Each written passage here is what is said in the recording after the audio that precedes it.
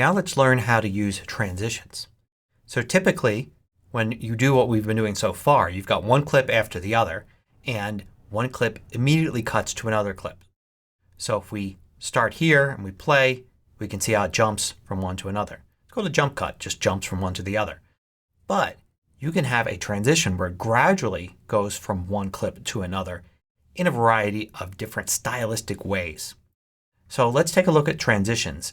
To get to them, click this button right here. And this brings up the transitions browser. You'll usually start with all and have a huge list of transitions.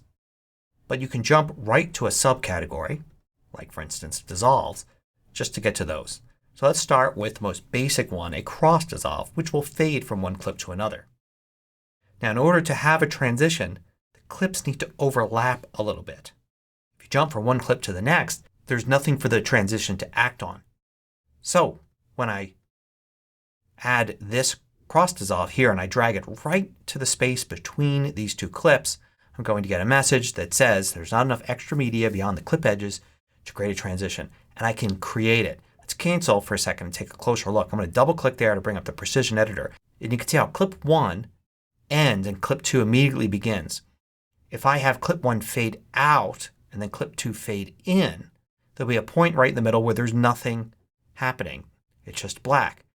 What you would want is basically the clips to overlap a bit. Now as clip 1 fades out, it could be revealing what's in clip 2. So let's undo and get back to this and let's use that handy little function there where you can drag and drop this and it says, do you want to create the transition? Yes. So I'm going to do that and notice how it ate up a little bit of time from the second clip. It actually ate up time from both clips. If I double click now, you could see that they overlap by just a little bit. And the transition has now turned this little box into a longer rectangle because it's showing the entire duration of the transition from this first line to the second line. And you can see in the preview window there, when I put the red line right at the beginning of the transition, it's showing all of clip 1. And as I gradually move my cursor, you could see it dissolving and then becoming clip 2. So let's close that up. I'll put the cursor there and then play and then we'll see what happens. You can see a nice transition like that. So that's a cross dissolve transition and now you add it.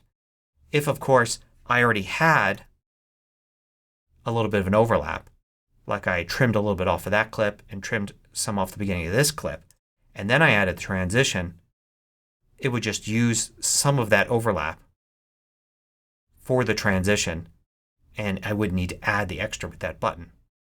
And now you can still use the precision editor here. So I can do things like grab the middle of this transition here. Let's zoom in a little bit closer. So now we can work with more precision. I can grab the middle here and I could drag the transition back and forth just like the cut before. I could also grab an edge and bring it in or out to extend or shrink the transition time. So you can see right here it's 1 second. And here it's 15/30ths or half a second. So you can move the transition and retime it as you like. You can also grab an end there and still reposition each clip relative to the other one.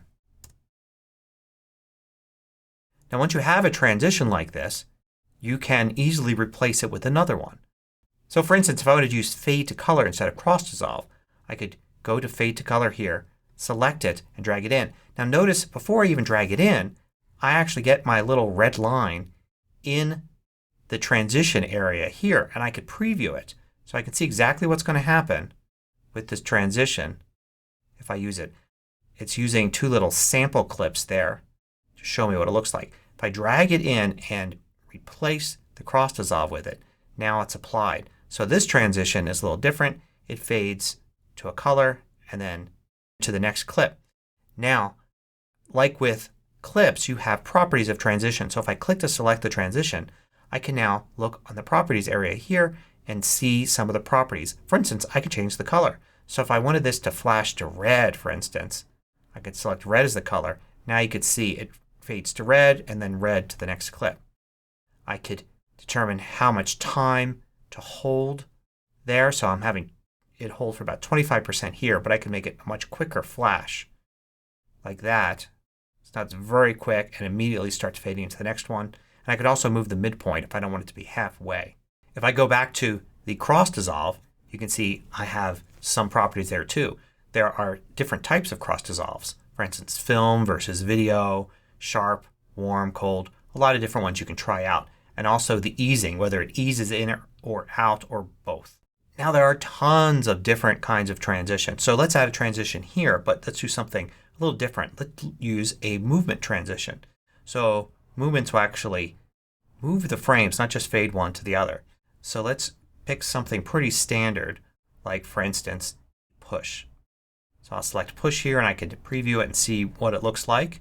And you can see it pushes one clip out of the way and the other one takes its place.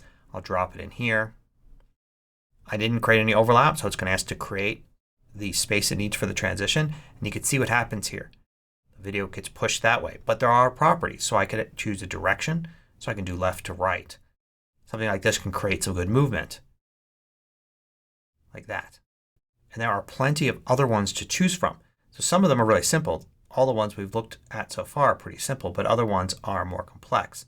So for instance, you could do a swap like this. And now you can see how it swaps one in and out in kind of a three-dimensional way. I could change the direction. You do a switch like that. Like there are cards that you're switching and you can change direction there. Here's a ripple. And you can see this kind of creates this little ripple effect, like a drop of water in a lake. And you could set the center and the amplitude and the amount of ripple. Let's look at some of the other ones. You've got objects here which actually place other objects in the way. For instance, here's curtains. So you see the curtains close and then open on the new scene. I can change the curtain color to something else. And just do an open animation or just a close animation. There are also wipes that you could use. So you could do something like a basic center wipe like that. And you can see how it wipes out from the center. And notice if I want to see how it looks kind of halfway as I change the properties, I could double click outside here to move the white line. So when I move my cursor away from the timeline, you can see now I'm viewing where the white line is. So now I can play around with some of this. I'm going to select the transition there and you can see I've got direction and I can have open or close. I could change the center point and I could do the edge treatment. So I can maybe make the border a little more defined like that. Have an edge type, so like a solid color like that. You have a lot of transitions, but there are a limited number. But by changing these properties, you can customize them to make them look like your own so that they don't look just the same as everybody else's. Take the time to look through all these transitions if you plan on using lots of different ones and see which ones that you like. One last thing I want to show you is I'm just going to select and remove these transitions. If I were to have one of these clips be a cutaway like this, I could apply a transition to the cutaway. Instead of having it be a hard cut right there, I could take a transition like a dissolve and I could drop it on to the cutaway. And you can see it's going to add it to the beginning and the end. So now I've got a dissolve here on this cutaway. It becomes a single object. So now I can move this cutaway around. And I've got that transition there. And if I want to change the transition, I could easily drag and drop and say change one of these two to something else. Or select one and delete it to only have one out of the two transitions.